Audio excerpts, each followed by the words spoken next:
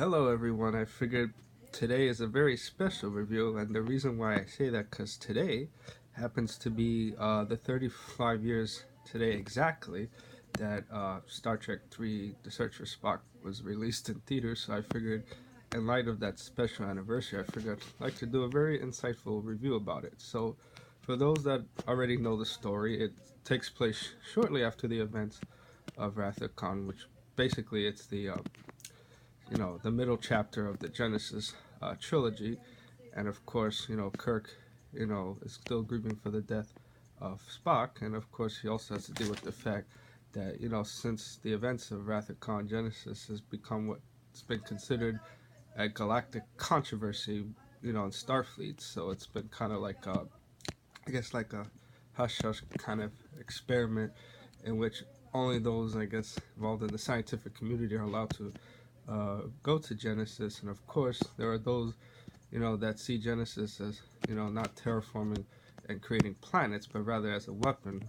And one of those people that think of Genesis as a way of being used as a weapon is Commander Krug's character, played by Christopher Lloyd, who does a really good job playing a Klingon. And considering Krug's character was initially considered to be played by uh, Edward James Olmos, many people know for playing, Adama in the Battlestar Galactica reboot, and of course Blade Runner and Selena, just to name a few things. But of course, I think it was meant to be that Christopher Lloyd played the part. And of course, some interesting tidbits about the search for Spock. That of course, the character Savick has been recasted, from Christy Alley with Robert Curtis because of should be considered too expensive to return.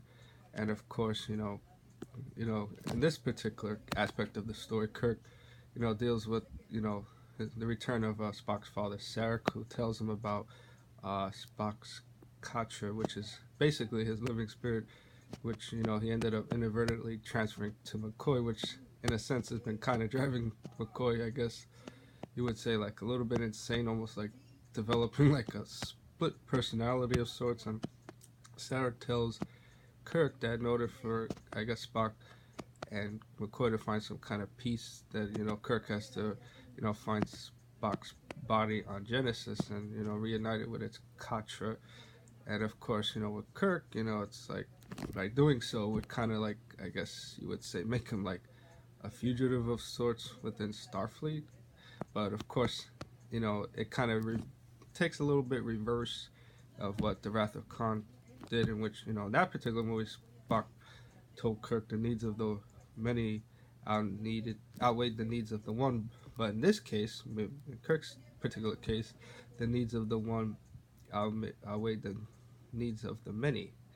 And of course, you know that's interesting, kind of a little bit of reversal and things like that. So okay, I just figured, for third installment in the Trek series, usually the odd number films are considered kind of weak, but surprisingly, I like this one, and I still think it holds up pretty well even after 35 years later.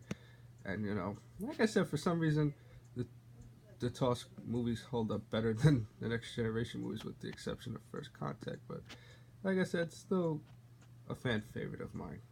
Okay, everyone, thanks again, and I'd like to hear what people thought about this particular installment with the original cast, and like some feedback on when they saw it and things like that, or their opinion about it changed over time.